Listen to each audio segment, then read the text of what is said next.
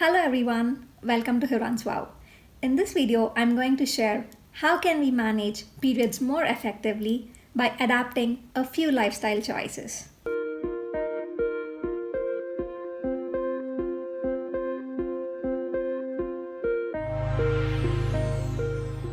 Period. While I was in my early teens, that was the first time I got familiar with this word. I was not really careful about my early menstruation cycles. I loved spicy food then, I love it even now, but I watch what I'm eating right now. I played intense sport, I really didn't care about giving enough rest. Do I still follow that lifestyle today? Not really. I think I've learned from my mistakes and I've improved myself in how to manage it more effectively. And that's what I wanted to share with you all. Premenstrual syndrome. Talking about PMS, isn't this something which most of us either experienced or heard about? PMS can begin within a time span of either 11 to 5 days before the period starts, and the symptoms can be very different from a person to person. And on the top of the list comes mood swings. Definitely, this can be quite a common symptom for most of the women out there, and it could be quite intense for some of us. It could range from anger, anxiety, to even depression, which might have a huge impact on mental health and also productivity. And the other symptoms could be bloating, tender breasts, cramps, and craving for junk food and more. The underlying reasons for these symptoms could be because of the fluctuations in the estrogen levels. Few studies state that the severity of the symptoms can vary because of the lifestyle choices and also based on hereditary reasons. Now let's look at how can we manage PMS and periods more with ease and with natural remedies. For most of us, it can be different in terms of the pain and how it impacts us every month. Personally, I would choose to go for natural remedies rather than taking a pill because I feel that way I can avoid long-term consequences and just rely on something which is available in our kitchen or in our pantry. Exploring such home remedies. What if I said dark chocolate would help? Yes. Currently living in Belgium, I don't need to be on my periods to have tons and tons of dark chocolate. It's because of its high magnesium content. It supports us during the PMS. And other sources of magnesium-rich foods are avocados, leafy greens, and then seeds, which are pumpkin, chia, and many more. And then comes how to keep our belly full for longer without getting addicted to those cravings that come along for junk food and sugary foods. One recipe that is high in fiber that we've got on Hiran's Wow is the oats pancakes. If you're a savory food lover, this is definitely for you. It's spicy, it's tasty, and also keeps our belly full. If you are not someone who enjoys that, there are tons and tons of oats recipes online which you can check out and include on your diet during your PMS. Other recipes which are on Hiran's Wow that can help us during our PMS.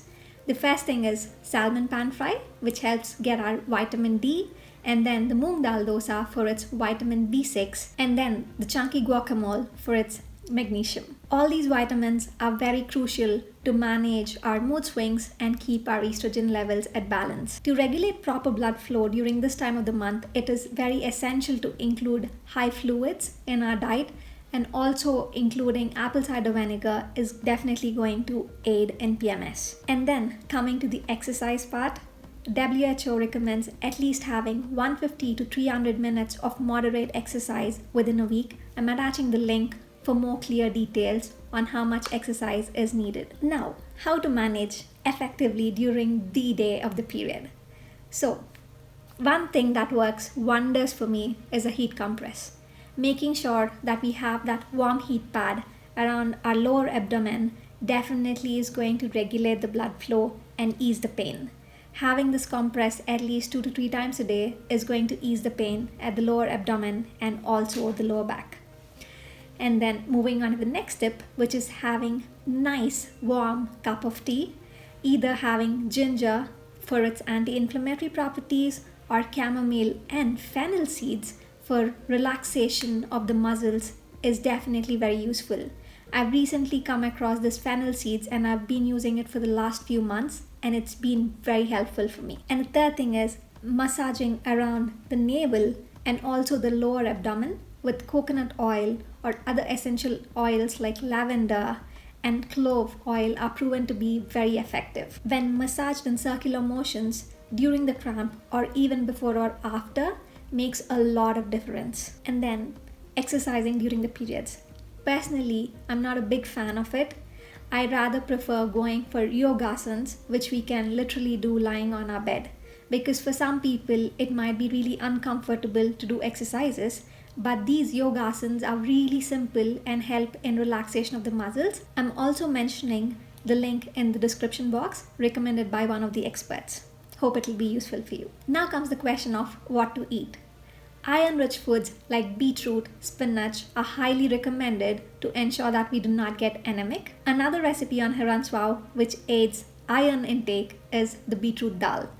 One disclaimer though, for everything and anything that you cook during the periods, ensure that the spice levels are really low. Other foods recommended are egg yolks, legumes, flax seeds, and other calcium-rich foods. And then it comes to resting. Getting plenty of sleep is definitely helpful. It might get difficult during some days to relax.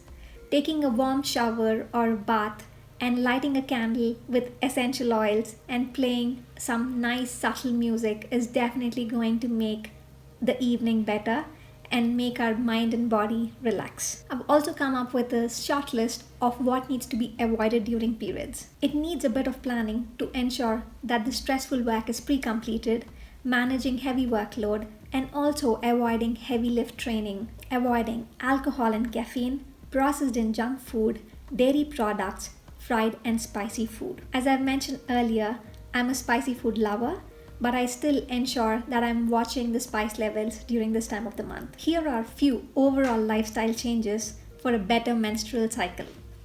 The first thing is eating healthy, making sure that we have the right amount of nutrition throughout the month, including fiber-rich fruits and veggies. Seed cycling is another method that is coming into light. I've recently heard it from my friend and I've started implementing it as well. That is, from day 1, which is the first day of our period, to day 14, we include flax and pumpkin seeds, which promotes estrogen boost.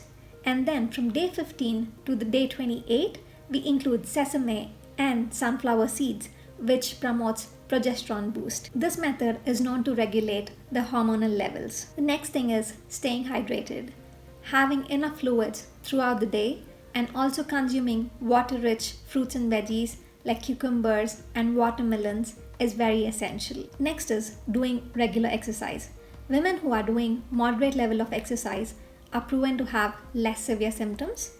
That is, doing at least exercise 2 to 3 days a week of 45 minutes to 1 hour, recommended by WHO standards, is the best thing to follow. The next thing is working on reducing stress. The higher the cortisol levels are, the more are the chances that we might have irregular and more painful periods. So it is very important to plan ahead and schedule the major tasks before the day and ensuring that we have more calmer periods. Another tip is to use a period tracker. Initially, I wasn't using one because I really never cared when I had my period. I was just going with the flow. But having this in hand, it made a lot of difference in my scheduling, planning, and also managing my workload. And the next thing is by practicing mindfulness. It could be either by following meditation. If meditation is something new to you, using some online resources for guided meditation might be a good start. And then going for nature walks is also a wonderful thing to be more present with ourselves at that moment. I think each one of us, whether we are women or of any other gender who are experiencing periods, have our own unique set of challenges. It is very important that we ensure that we reduce suffering. Menstrual cycle often is a very direct reflection of our overall health and well-being. Even till date, I keep browsing for best practices that can help my cycle be better. I'm also mentioning those links in the description box below. Do share if you have any best practices that might be working well for you. I'd be very interested to know so that all of us can benefit from it. Do subscribe for more content, and thank you so much for watching.